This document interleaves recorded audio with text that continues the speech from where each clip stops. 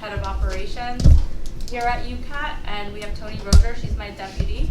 And we also have one elected here, Tony Davis, Alderman. Thank you to all of you for coming out and being here. Usually public meetings are not very well attended, so it's nice to see the public actually getting involved in the process.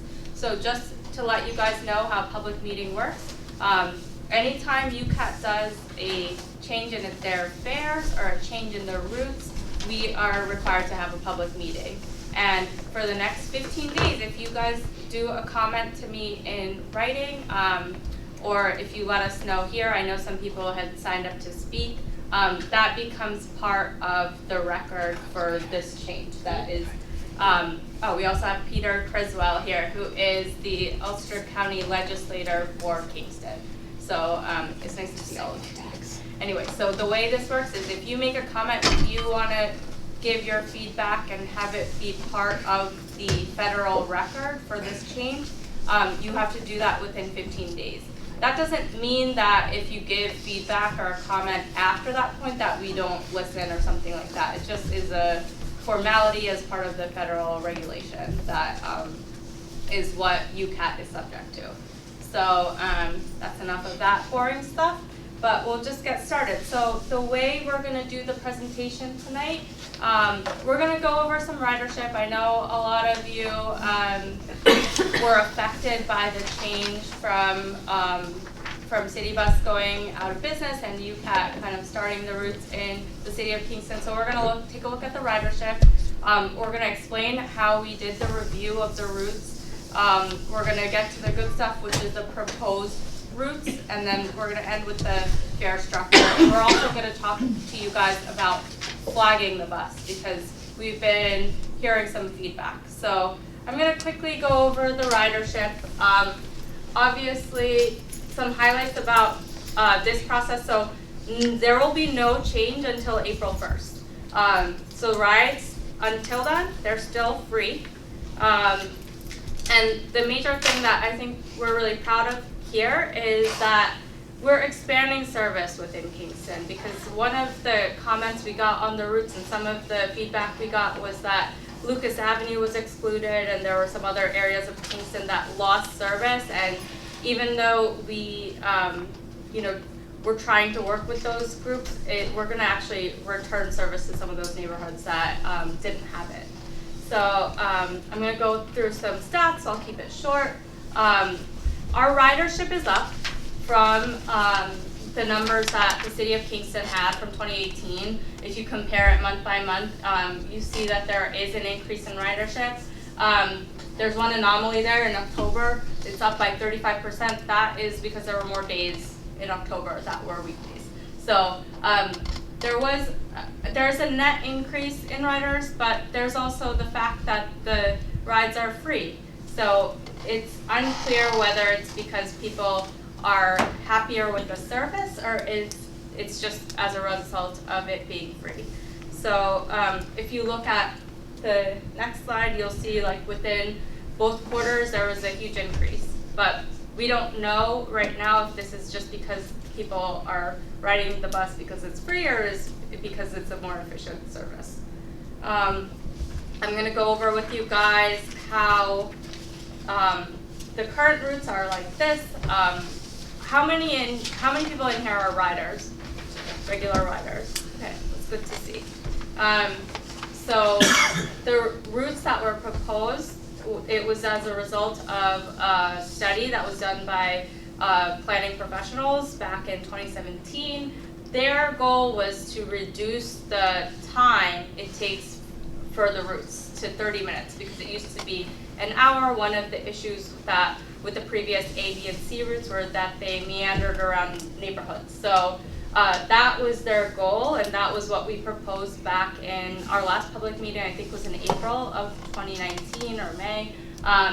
But we found, so the next part of this is the review process. So we took your feedback, we took your comments, we tracked all the calls we got, and Tony, Mike, and I were on the front lines of that.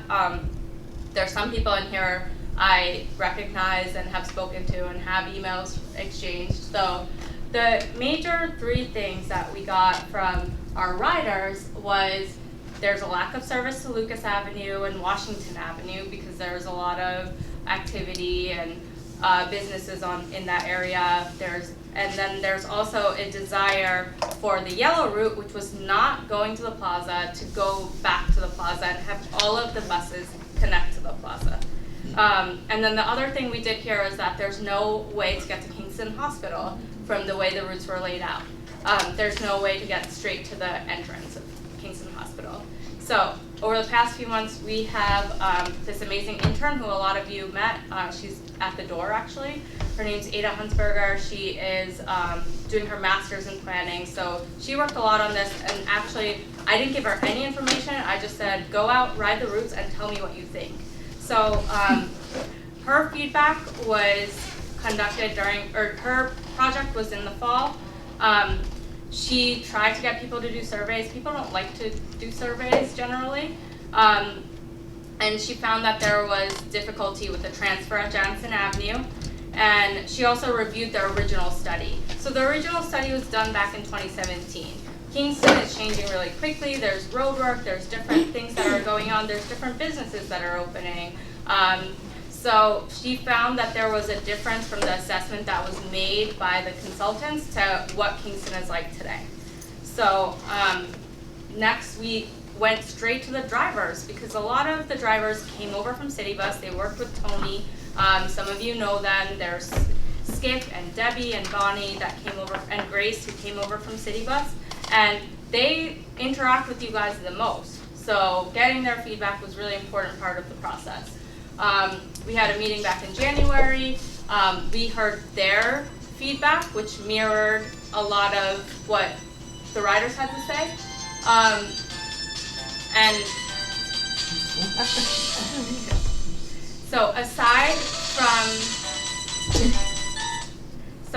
from the red route, the other two routes weren't able to keep to that 30-minute headway.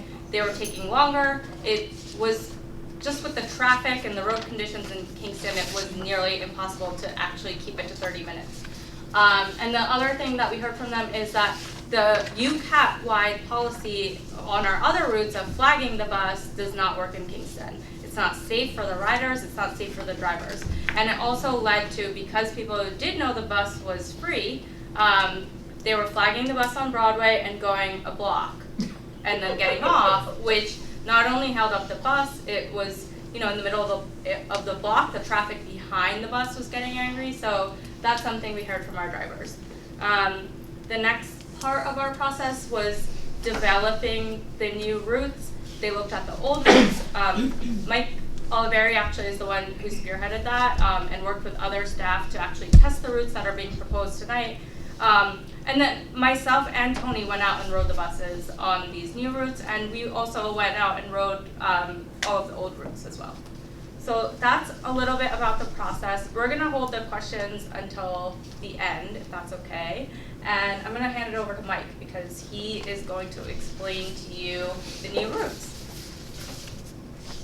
I was wondering, with the presentation, can you shut the lights? Can we dim the lights? That's a good question. It might be. That's good. Is that better? Yeah. There's one light there. And the presentation will be posted on our website, and if you reach out to me, I can share it with you. No. Yeah, please. Okay, so the first one we're going to start with is the yellow route. I take that one. Okay, good. So again, you have to remember everything that we did was because of public comments, what we did when we went on the buses, and a lot of driver input. So there are some dramatic changes to the yellow route. I'm actually going to swing to the other side. The first big one is we are servicing the Kingston Plaza directly. There is no more bus going to DSS. So anyone on the yellow bus will go directly to the Kingston Plaza. So really quickly, and then again, you all have handouts so it looks a little better, but just to explain it, the bus is going to start at the Kingston Plaza. And when it leaves the Kingston Plaza, it is going to go down Albany Avenue, and there is a senior complex on Albany Avenue. I can't remember the name of it. Yeah, thank you. We do service that one. And then the bus is going to turn right onto Brewing Street. And then at Bruin and O'Neill, there is another senior citizen complex, which we service that as well now.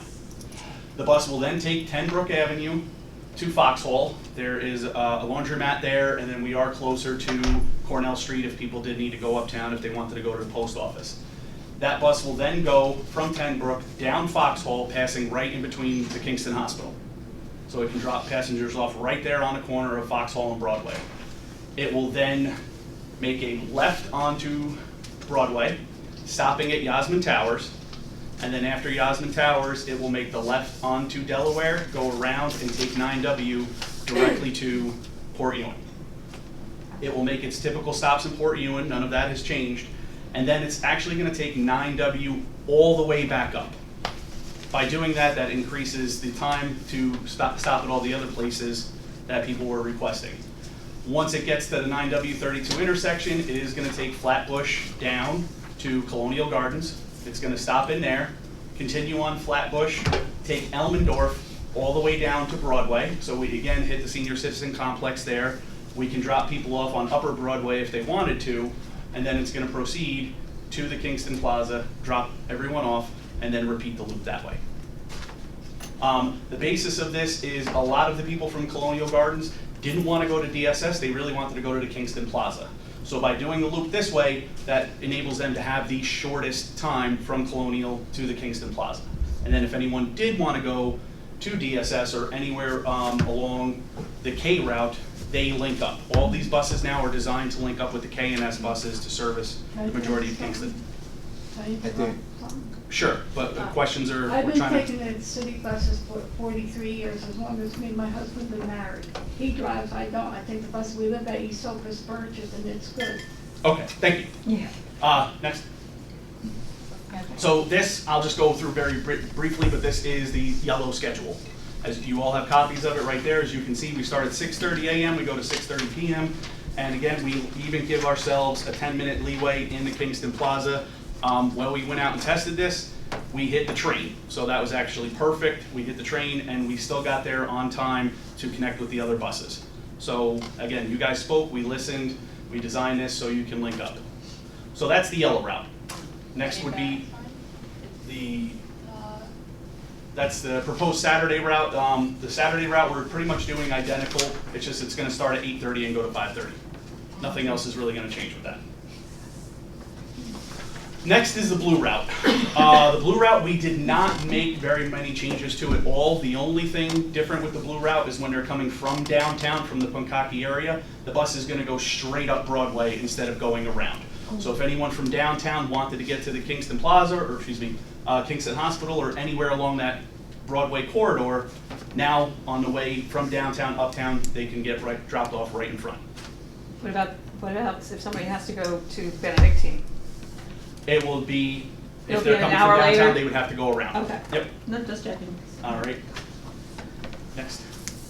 Like I said, with the blue, we did not do many changes, but again, one of the biggest things that we got with people saying, what if I want to go City Hall, or if I want to go to the hospital? Again, you spoke, we listened. This is the blue schedule. Again, you all have a copy on it. Same thing, 6:30 to 6:30 a.m. to p.m. And we even, we have a cushion there for traffic. Can I just say one thing? While Mike is describing this route, just note that there's no transfers at Jansen Avenue anymore, so Yeah. you don't have to transfer Transfers there. have been All eliminated. transfers will be at the plaza. So it's no more Jansen Avenue. No more more Jansen Jansen Avenue. Thank God. Yeah, that was That was one not- of the complaints, Yeah, that that it was was not not, working. it wasn't very well lit. They going this way. It wasn't very well lit. They didn't really The snow keep bears. it No plowed. shelter There's for no rain or anything. Right.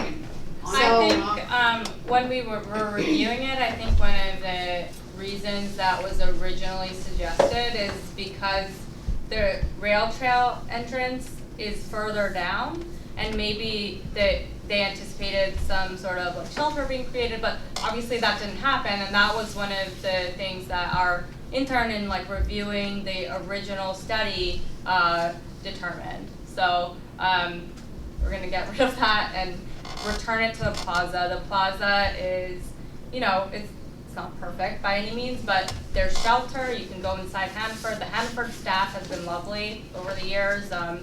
So it's seems like that's what people are requesting, and Mike worked hard on this to make sure all the times. It's not an easy process by any means. And finally, which most of you will really enjoy, the new red changes. Okay, so this has the biggest effect. This has the biggest change there is. Firstly, again, like everything else, we're starting in the plaza. Now the bus is going directly up Fair Street. Okay, so anyone who wants to go to the places uptown, if you wanted to go to the county office building, DMV, it is now directly accessible on the red route. It's going to continue down Fair Street, turn onto St. James, and then take Clinton Avenue all the way down. And then it goes on to the boulevard. It makes its usual stops. The only difference up here is that the jail is now on request.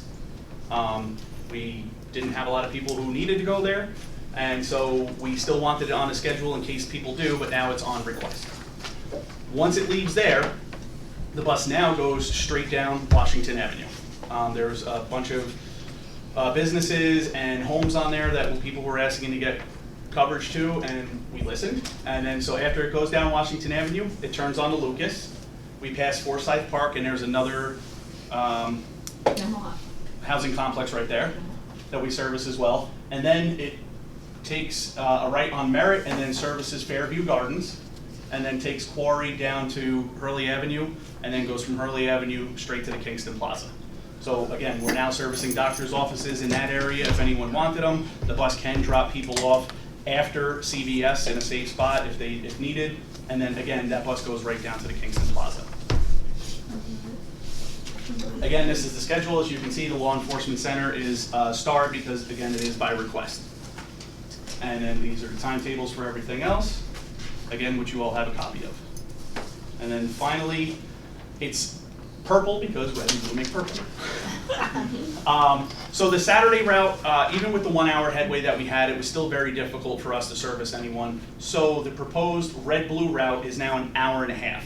But what happens is the route first does the red run. It starts at the Kingston Plaza, goes up Fair, comes all the way up here to Stewart's. If there are no requests for anyone who wants to get up or get off the bus up here, it's going to turn right around the boulevard and head straight down Washington Avenue. It's going to go from Washington, do the new route past Fairview Gardens, and head to the plaza. That aspect will only take a half hour. Then it becomes the blue route and does the full blue route schedule, but the Marys Avenue area will be by request again to save more time because a lot of people aren't going to the doctor's office on a Saturday. And then it gets down to the Kingston Plaza. We even list the buses that they both connect with if people wanted to connect to some of the other buses to go to other locations. And that's it for the Saturday red-blue. And I think we have the yellow again. Nope. And it does not, that route will not go to the mall on Saturdays. Yeah, that bus does connect with the K It will bus. stop, and the K it'll bus will connect take at you. the plaza if you want to go to the mall, but that exact bus will not go to the mall. Question about the Saturday run that always went to Ulster Gardens. That's gonna stop then also, right? There's a mall, No, the mall No. loop bus on Saturdays, there's no mall loop on Saturdays. No. Ulster Gardens, there wasn't enough requests, and by going out there, it was really delaying all the times. So again, we're just listening to what the public said. They Right. wanted more concrete times. They wanted to know, okay, when I get on this bus, it's not gonna be 30, 40, 50 minutes late where I can't connect anything. So between the not enough people at Ulster Gardens requesting the bus I was just and thinking of keeping the girl everyone in on the schedule to, so people can use the reliable transportation, we did away with it. Yeah, I was just thinking about the girl in the wheelchair. Mhm. She takes the bus every Saturday. Yeah. So finally is our flag down service, which we kind of touched on briefly. You want to go to the... So there's no flag service on the city of Kingston. Drop-offs will be near the safest intersection. So if someone is in between two spots and they're flagging the bus down, the drivers are trained to tell everyone now, this is not a safe spot, you're not going to be welcome here, or excuse me, not welcome here. That too. Pardon me, but it's not a safe spot. Please go to either one of the nearest bus stops, or again, if you're trying to get off the bus, one of the nearest intersections. We're trying to make this safe. We're trying to keep these timetables that you guys have requested so much that we follow, and this is one of the ways to do it. As Sajaa and Tony both touched on earlier, it's not safe, and it doesn't keep a good time schedule to constantly have the bus stopping every 10 feet or every block because someone just wants to use it as their individual taxi service. And we haven't I don't wanna go too far down that road, but obviously the construction on the traffic circle is going to impact, I guess, both our blue route and our yellow route, and as well as the other like KS routes that we have, so College. that just like increases the need for us to be as safe as possible. The congestion's gonna increase there, so let's not have the bus stopping in the middle of a block to pick someone up, and then, you know, but we talked about this at length, just determine whether we get rid of the flag service. It is good in some instances, you know, when you're out in Port Ewan, but in that Broadway immediate area where there's a lot of businesses and everything like that, it just hasn't worked yet. So we're gonna try and make sure people are flagging the bus in a safe location. I'm gonna turn it over to Tony now, who's going to present on FAIR. The fairs. Save the best for last, right? So, I mean, it's free now, so it can't get better than that, but we tried our best. Don't shoot the messenger. You pay us to ride the bus. Yeah, she's the newest of the three of us that got to do this part. So most of you that have ridden the city buses before, our fare structure was $1 and half fare was 50 cents. So now, beginning on April 1st, and that's not April Fool's Day, but we will be instilling a 50-cent fare. So the half fare for everybody will now be 25 cents. And it'll only be available from 9 a.m. to 3 p.m. It's for seniors, persons with disabilities, and anybody who has a Medicaid card. Medicare. What? Medicare. Oh, Medicare card. Medicaid is that different. Wait a So, if you're gonna transfer between any of the red, blue, or yellow routes, your transfer fare will be 50 cents. If you wanna ride, say you're at the plaza and you wanna take one of the you're on the red bus and you wanna go to the mall, that transfer is gonna be $1 to the KS bus or any other UCAT route that is not the red, blue, or yellow route. And not the link, sorry. It's like complicated, but yeah, go ahead. Go to the kids. Yeah, if you're going to a bus that goes outside of the county, it's gonna be $1.50 because those buses are $2. You're just making it, when you transfer, you're just making it to the rate. So we're not that it charging is. you really an extra fare. You're paying your 50-cent fare on the red, blue, or yellow. And when you travel to, say the train station, you would have to pay that $1.50 to make up for the $2 fare. So you're not being overcharged or just getting our fare our correct fare. And a while ago, I'm not familiar when they changed their zones, but by eliminating the zone charges where if you traveled a certain amount of miles, you would have one fare. This just eliminates confusion for the drivers, us.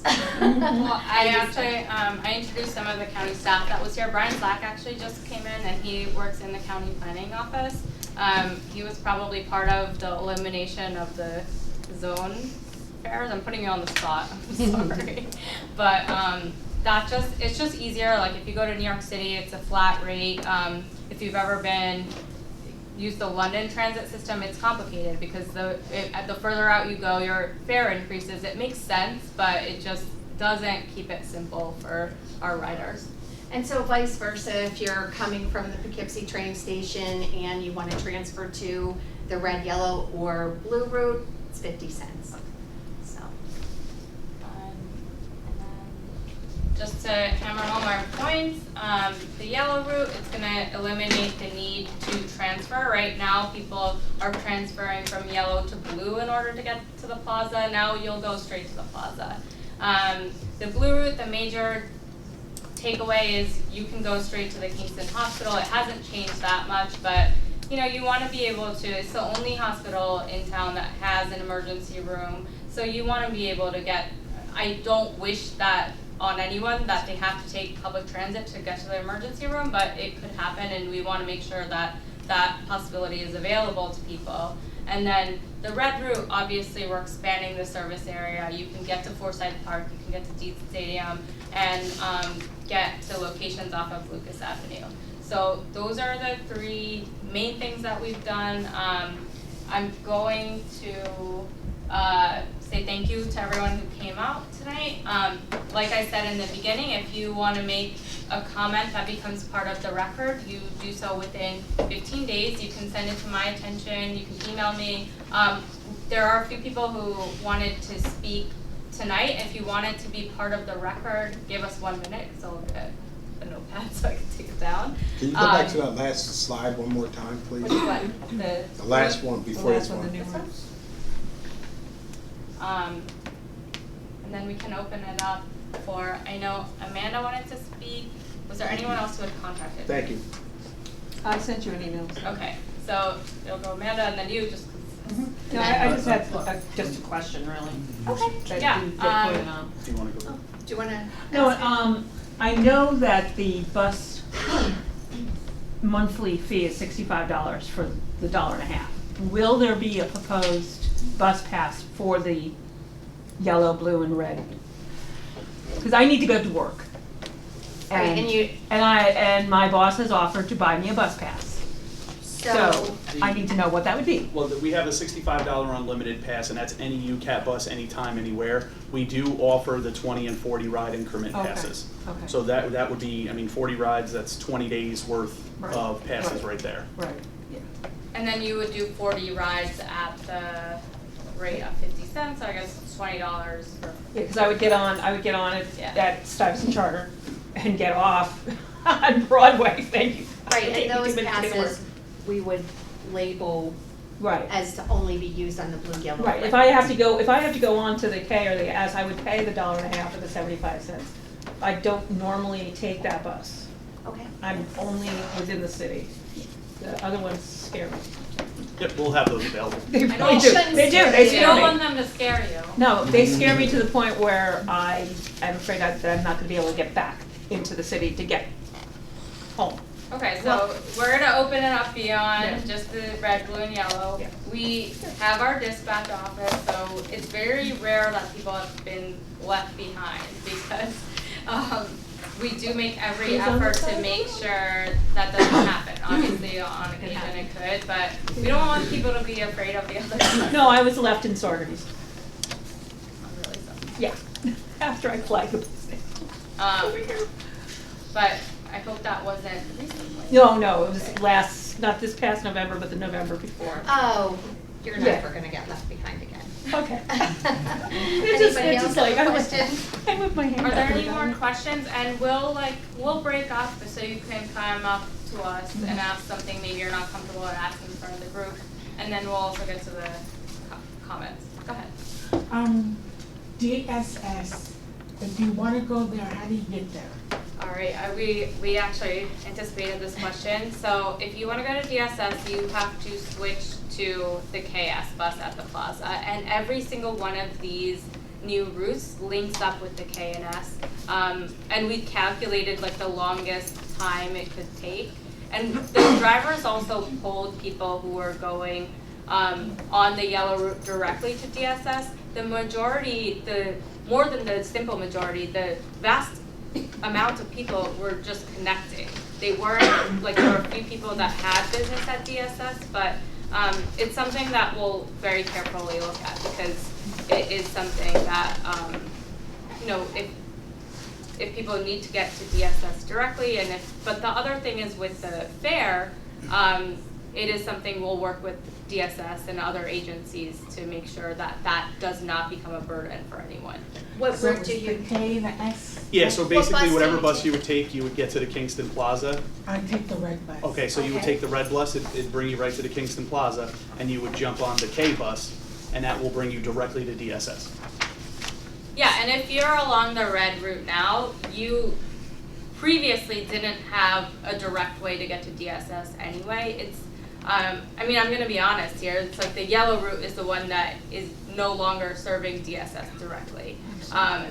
But if, I think in the initial public meeting, it was said that these routes will take time. I think they're we're not reverting back to what they were. They're kind of revised. We're back to the headway for 1 hour, time that the buses are on every half hour. So But- basically, if you take a red bus, a yellow bus, or a blue bus, and you get to the plaza, you can always get to DSS because you will be able to transfer to every single bus right there at the plaza. And if your bus is running late, you can ask the driver to radio the KS bus, and they will be more than happy to radio them and say, I have somebody that's gonna transfer to go to DSS, then you won't have to wait your extra hour there. So all these buses are going to come to the plaza at the exact same time. Like Sajaa and Mike said, we built headways in, we built a little extra time in, so if we got stuck up in traffic, The train. the train, and actually, I think he wrote it with the train. Yeah, we wrote it So- and we got lost and we hit the train and we were Right. still there in time. And In the time for a buses, the transfer. drivers know that they're supposed to, they radio each other and let each other know, I have this many transfers for the KNS bus in your example, that I have a passenger on the red bus, KS, they'll radio directly to the KS bus or to dispatch to let them know, I have a transfer for your bus. So unless there's some extenuating circumstance, for example, today it was snowing, if there's something where the timetable is completely out of whack and you're, running an hour late or something, obviously, I don't want to say something and be said, well, you said at the meeting, no, but if it's 3 minutes, 10 minutes, that bus knows that there's a transfer. Go ahead. You're saying K and S bus or K and S? We call it KS. KS, It yeah. goes from Okay. Kingston to All Salt. right. I just wanted to make sure in case somebody, no, I'm not getting it. And then In case my constituents, when you KS bus. return from DSS, you would pick up the SK bus. Right. So that's Saugerties, Kingston. So they go from Kingston to Saugerties. Going to DSS, it would be KS. And then in Saugerties, coming back, it comes back through SK. DSS. And now it's the SK. So you would take the KS there to DSS, and coming back, you would wait for the SK. And once again, you can transfer to any red, blue, and yellow bus at the plaza. I'm I gonna love my app, just saying. call on her videographer. Go ahead. Yes. Would you like me to, can I stand here or you want me to go? No, you can go, you can stand there, unless if you would like to come up, you're more than welcome to, but I feel like we're Well- over. I was just curious to find out if the camera systems are actually camera systems on the bus. And what is the plan for the plaza? Because it is kind of busy down there.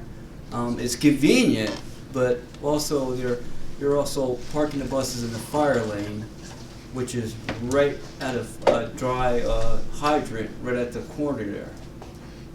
So is there like a plan to come up with like a designated, like a shelter bus stop in the plaza itself, where people can go and whatever, and the security aspects of that? Because I got, there's a lot of, it's a convenient spot for a panhandler to go to take care of their business, and I don't foresee like the plaza or even Hannaford's enforcing that on that. And I would like to request maybe once the plans of the routes get set out and they're set, is to work on bus shelters, because they're like when it's raining out there, snowing, that's the best place to be. And signage is another thing too, because that was always a big problem with the city of Kingston.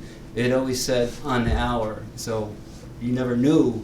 So it's not at every single bus stop, but just generally speaking, to try to get signage out there to, let, if you don't have the mobile device on you, because a lot of times I don't have that ability to have my internet all the time with me, to put signage up of where the buses are coming. Sure. Well, So you I'm have a lot gonna of questions there, but.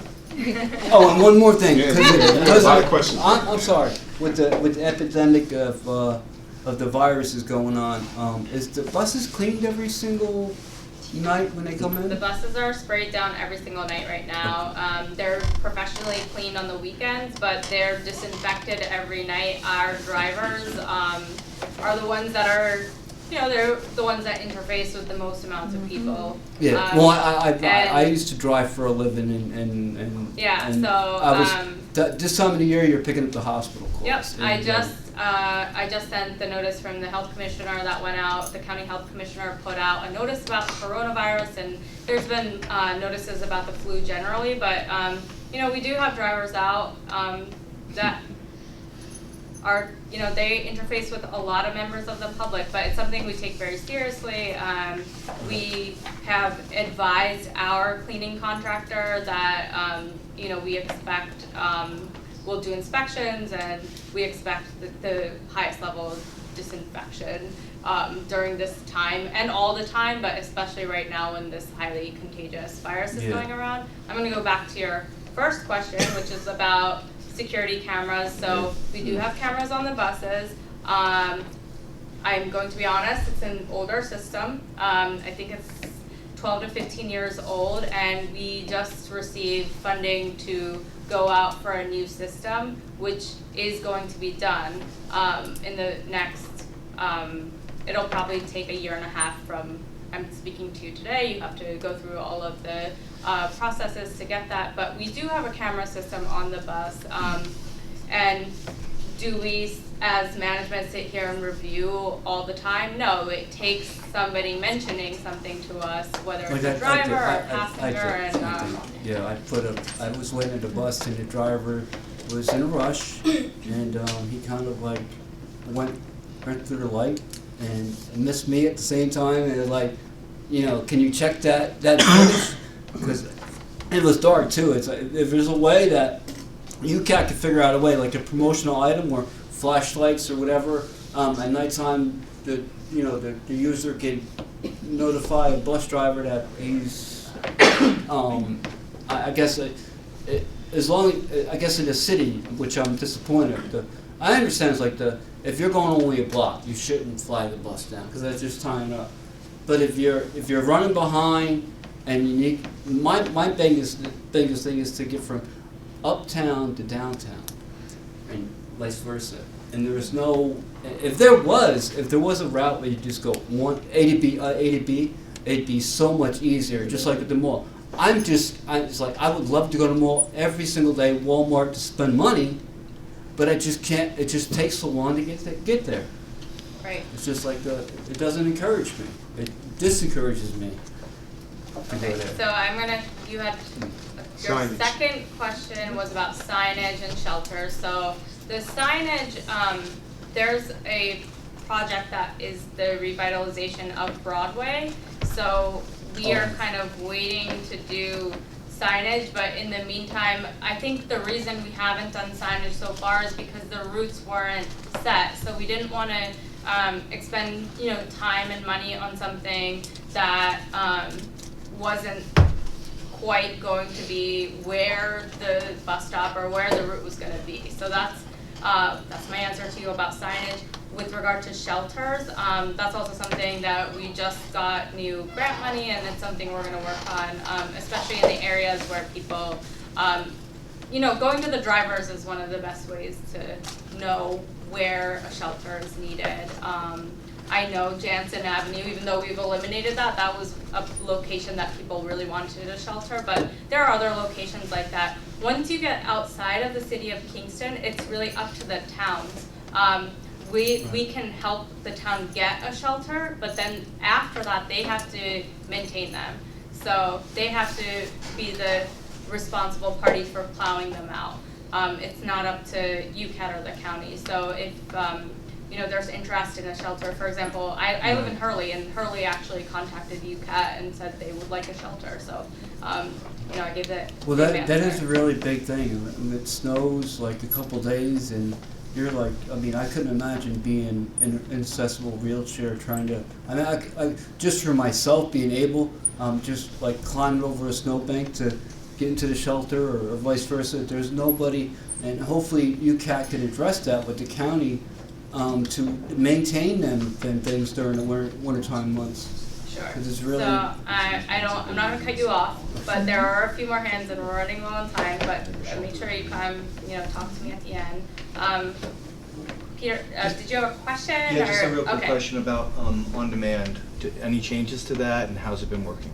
Okay, so, demand response, I'm gonna let, basically, the location of Lucas Avenue, that neighborhood was in the demand response zone. It's now being served, so that eliminates that area. There were 2 other areas, right? There was one, kind of by South Washington Avenue, that was the demand response zone. There's one off of Albany Avenue, and I forgot where the third one is, kind of like in the middle there. We haven't received any calls from those locations, and I'm gonna turn over to Mike to look into this for me. The majority of the people who were calling us the most for the demand response areas are now 100% going to be covered by the changes that we made to the schedules. With that being said, the demand for the demand response has completely gone away.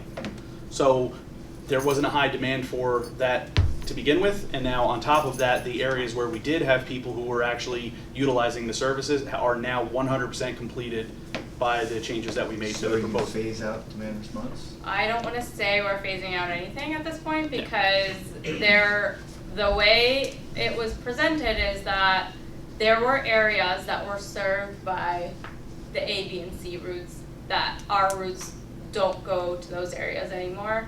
And I think when you eliminate service is when you trigger different things. Like, so if we receive a call from one of those neighborhoods, we will, there are other ways for those people to receive service. One of them is the shopping bus.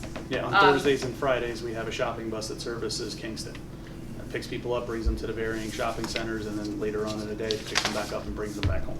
Yeah, so, and then we also have paratransit service that some people might apply for, but we're kind of trying to revise these routes, continue our other services, and if we find that there's a huge demand, pardon the pun, but a huge demand for demand response in, for example, on South Washington Avenue, we'll address it if that comes up. And I will open it up to the electeds that are here, that if you hear from your constituents that, they will ride, a lot of times we hear from people, but they don't actually ride the bus, and it's not that we don't want to serve them, but our main concern right now is to make sure we're serving our riders. I'm just gonna throw in, go ahead, Tony. No, I mean, it's not my constituents, but I know this has been brought up at common council meetings. And the demand service, you don't have the avenues on here at all. You don't have first, second, third, fourth, you don't have the avenues on here. And I know that's been brought up. That's not my ward, but I know it's been brought up in caucus and common council by Alderman Pat O'Reilly. That's not on here. So what would they do? Those areas are actually covered by the demand response area. So but again, there's just been zero, not even 1 or 2. There's been zero people. So I can just put, in case that comes up, I'm just gonna put avenues still covered by demand service, So I think right? also, Demand response. Okay. also I think some of those demand response areas were in the Pincocky area, and right after the routes changed over to UCAT routes, we weren't servicing Pincocky, but we made changes at the very beginning to start going down and servicing Pincocky. So since then, and I think Mike, I don't know if you just said it or not, the last demand response that we picked up was in November. So no one has requested demand response since then. And the routes from the city of Kingston, when we transferred them over, they eliminated the Lucas Avenue area. So we had to send demand response up there. These routes will now cover that. So we'll be able to service Bailey School, middle school up there, if anybody needs to go there. We'll be able to service Lucas Avenue, Fairview Garden Apartments, and then down Hurley Avenue. And if you need to go to Emergency 1 or somewhere like that, you'll be able to get to all of those places now, where the routes before weren't servicing those areas. So The only one that didn't come back is Clifton Avenue. Clifton Avenue did not come back, but with this route, we're gonna come straight down Flatbush Right. and then stop over there at, Hammond. Tammany. Yeah. All right. And go- So they can You also to go Rite Aid down again. Clifton, and then when we're going down Foxhall, you could always get, Down Highland Avenue. yeah, it's not that far. Yeah. All right, I have, Thank you. Amanda signed up to speak and let pretty much everyone else go Yeah. first. Sorry, Amanda. Sorry. This is all good. And also we had signed up as Friends of Kingston Public Transit Riders to fill, although we've actually had to redact half of it. So thank you. First, thank you. I feel like you guys really did actually respond to the majority of what us and many other residents of Kingston have said. And I feel like this chunk of time has been the absolutely most responsive to the public since all of these changes have taken place. So thank you very much for that. I was quite pleasantly surprised when we were handed these maps and schedules. And I mean, I don't have a map of Kingston like in my head. Nor can I do apps because I have a flip phone. So we haven't, quite had a chance to like compare this to some of the previous maps in service and all of that. But I mean, just kind of comparing it to the current maps and just kind of what we knew were the areas that were in most need. I feel like you've covered like quite a majority of at least some of the issues that we had and that we've been hearing from people in the community. So Good job. yeah, Yeah. absolutely. So basically, now in the county, with the UCAT city routes, we're not gonna call them city bus routes anymore.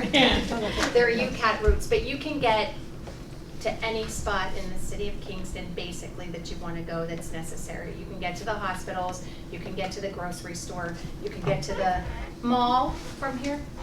What about the ASPCA behind Trunk Hill Road? That has never been serviced by one of these routes, so Okay. right now, no. The closest you could get would be when the Z route, which is the one that goes to Woodstock. That wouldn't be on that, but the Z route goes straight down Washington Avenue, and it would drop you off at between the two, quick checks, thank you. Yeah, Sawkill. Yeah, I'm more worried about crossing that bridge on foot, that's all. yeah, Yeah. unfortunately, that's the closest spot you'd be able to get on a fixed route bus. Fair enough, all right. Perhaps maybe in the future we could discuss another bus. I mean, Put all these little pockets I under feel that like it's service. okay to say this, but we have driver positions open. There's a shortage across the country of commercial drivers, and you have to be a professional driver to drive the bus. You have to pass a pretty rigorous training, and it's difficult to find people. So of course we would love to offer more service, but there are constraints that guide us, and we're not able to do that. Alright, alright, so I just noticed that there's a couple pockets like inside of the bus routes that aren't being serviced, like over by Robin Lane and down here on the Hudson Street. Yeah. Robin Lane and Hudson Street. Yeah. Well, Hudson Street is off the Bill, right? Is that the That's one? right. So- Hudson Street's off of there. Pardon? Hudson, we service by going down a Bill Street. You can walk out to, I guess, where's the blue bus stopping at? Ward and. Yeah, the blue bus goes down Ward Street. Ward Street, so you Two can would come be- out to Wharton and Bill to get that. It's only probably 2 blocks. Yeah, But we yeah. never really serviced, we didn't go up Hudson because It's hard to turn obviously around, it's yeah. too steep too. Yeah. So if you come out to Ward Street, Wharton and Bill from Hudson, you can get there. Or Fair enough. because we come down Ward, you can also probably get it at Pierpont, West Pierpont and Ward Street. Yeah, what you don't see on just a regular map is the population density. So, and I think that we actually did look back at the planning presentation, but if you look at the population density places in Kingston, these routes serve the most densely populated areas of Right. Kingston. There's no way to hit everyone, unfortunately. Yeah, without I'm probably making just gonna it- have to get and- over to the Yeah. plaza, like catch a cab or something. Yeah, so Yeah. that's, you know, and we're looking at a lot of different options. I know Tanya had raised her hand. Oh, but I don't thanks. A couple of, two topics, transfers and shelters.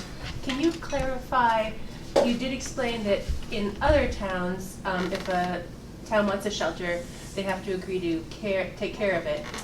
In the city of Kingston, is that different? Because it sounded like you were sort of saying it as a different situation in the city of Kingston. In the Broadway Designscape, there's only one shelter planned. There's 6 stops. I'm still holding out hope that all 6 of those stops on Broadway will eventually get shelters. And that's not the entirety of Midtown Broadway. That only goes down to the Y is where that part of the project goes. The signalization goes down farther, but it's just between St. James and Pine Grove, is it called? Pine Grove. And Grants, yeah. So shelters, how do we get shelters? Is it a realistic goal to get shelters at every stop? Because this is a city, and then what would we be looking at? So I have an answer to that, Okay. because when we put the shelters up in the city of Kingston, there's some of the things that you have to consider. You have to consider how wide the sidewalks are. They have to be ADA accessible, and there has to be enough space that a wheelchair can get in and out of them. So also, the municipality has to agree to allow you to put them there. So I know that when the one went up at Academy Green, the commission, it's like a historic park, yeah. commission, so they had to sign off on it. So I don't think that we're at liberty to say, yes, we can put up 6 bus shelters right now. So that would all have to be figured out, designed in the streetscape project, and actually see if they fit. Because I know we tried to put one in front of the Kingston Hospital, and there just wasn't enough room, because there's rules and regulations that you have to adhere to for ADA accessible bus shelters. Right. And our- everything has to be our, ADA accessible. Yeah, everything, anything, any new structure, anywhere that serves the public has to abide by the newest set of ADA regulations, which can prove challenging for areas that are historic or narrow or something like that. You But lose a lot of accessibility because of that. Yeah. right. So that being said, our hope is that these routes work, and we can kind of shift our attention to these other types of projects which would, you know, increase ridership and serve our riders in other ways that go beyond just, you know, the getting from point A to B, but like what are the kind of livability factors that would make it a better process. So that's something, I know you've brought it up a million times, and I hate to say, well, we'll have to take our time to look at it, but you know, we want to make sure we can come to the public and say, you know, we did our research, and this is what we think is the best thing to do, rather than, you know, I could say, like, do we have enough funding to get shelters? Yes.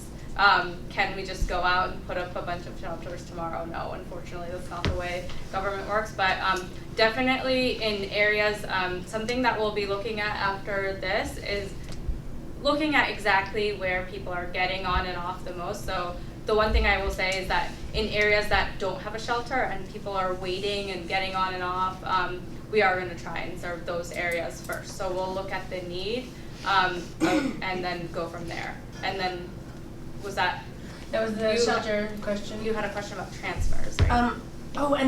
Also, it transfers and also signage.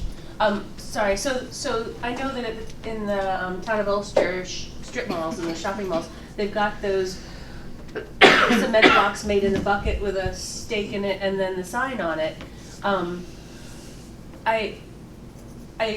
So there are those inexpensive and transportable options. Is there another hurdle that we're waiting for before putting up some signage? 'Cause I think for the April 1st, these new routes we will barring some other issue, we will try to make sure there's signage. Okay. We actually have signs, but they don't have. And also, place we to already be. went out and we scoped out all the areas that we thought needed signage. I think Brian had advised that they were doing a signage project in the city of Kingston. Right, that's the wayfinding project, however, so it's But also- independent of. Yeah. Also, we don't want to put a pole every corner, or, you know, but hopefully we'll figure out some sort of, But really, every bus stop on the schedule should have a sign. right, I don't disagree with you. So we will wait and see how these routes work out. And everything has been, like I said, we went through and looked at all the bus stops. We looked at where the signs were, where we would need signs, everything, we're all ready to go for it. So we just have to make the decision of what routes are gonna be. Yeah, I think after we pass the 15-day comment period, and if someone doesn't come back and it's like, this is terrible, this is the worst idea, we can really think about, at least for April 1st, having some sort of, you know, not temporary where it's like a paper or like a laminated sign, because we did actually do those for a little while, though that did not last long, obviously. We do have the signs. Yeah, we made. have the signs made, we just haven't actually put them up because we, you know, there's been changes at UCAT, but we kind of foresaw that we might be changing the routes, so we kind of held off on, you know, we are having to send out staff, and like I just mentioned, we are short-staffed, so it's really prioritizing what our staff is doing, and when we have someone like mechanics, they need to be making sure our buses are on the road, and it's not to diminish the need for signage, but that's their first and foremost priority. So But I also don't think that you can just put, you know, submit blocks, signage in the city of Kingston on, you have to probably look into that, because I don't think you are just allowed to just put cement, you know, plastic with cement in it with signage. That's something you also have to look into. oh, absolutely. Yeah. Private property, is that why they are able to have it? So there's a lot of factors, the same thing that go Yes. into putting bus shelters in. You have to give them your drawings, your layouts. I went through the city of Kingston and they actually took down all of the bus stop signs that were there before, rightfully so, because the city routes changed. No, they didn't take them down, they're still up. There's still some, but most of them they took down because I picked them up. And then we had them redone for the red route, the blue route, and the yellow route. We went around and identified where the poles are still located. So then that way we wouldn't have to order more poles than we needed. So if there's a pole at an existing bus stop that we use, all we have to do is screw that sign on. But if not, then it's gonna become a process to get either DPW or a construction company to come in and install those poles and install those signs on them. So it wouldn't make sense until we knew the exact routes, and like, it was a 6-month process for the riders and for us to see what was working for everybody. And hopefully this new, these new routes will work for everybody, and we can move forward with putting up the signage and scoping out bus shelter. I'm gonna take this one last question. We did keep our drivers late today, which we're able to do today. It's at 6:30. So if you are taking public transit back, you can always, you know, we're always available. You can send your feedback. If you come up with other questions, just let us know. And you know, it's February 10th. There's about a month and a half before these changes actually go into effect, so you have some time. And again, like I mentioned in the beginning, if you get your comments to us within the next 15 days, they become part of the record. You can still always give your feedback anytime. We have dispatch, we have myself, Tony, Mike, that are available if you know, you need to let us know something.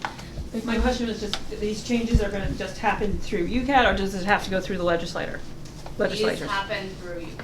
Cool. Then it doesn't have to go through you guys to say yes, okay? That's what I was. April 1st, so you have a month and a half to get ready. All right, thank you all so much for being here. We'll be here for a few more minutes, and I just wanted